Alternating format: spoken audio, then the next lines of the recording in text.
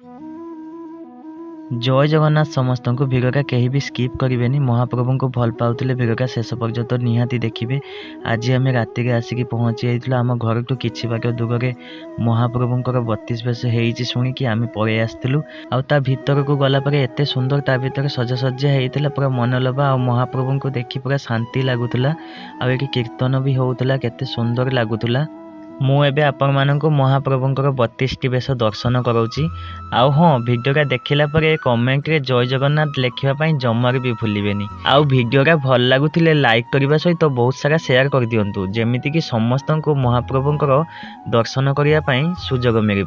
आउ हाँ मु जो मोर वीडियो शूट करे सेटा मु नहीं नथिली तेणु मो मोबाइल जहाँ भी आसी मुझे वीडियो माध्यम देखी।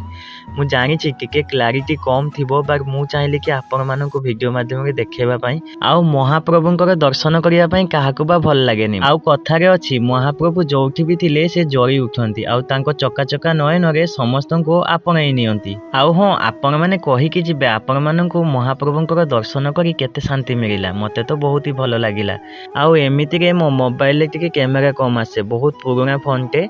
आउ जेहेतु मो मोबाइल कैमेरा कम आसे एमितिके राति थिला तेणु टिके कम आसुतला बट महाप्रभु बहुत सुंदर देखा होतिले।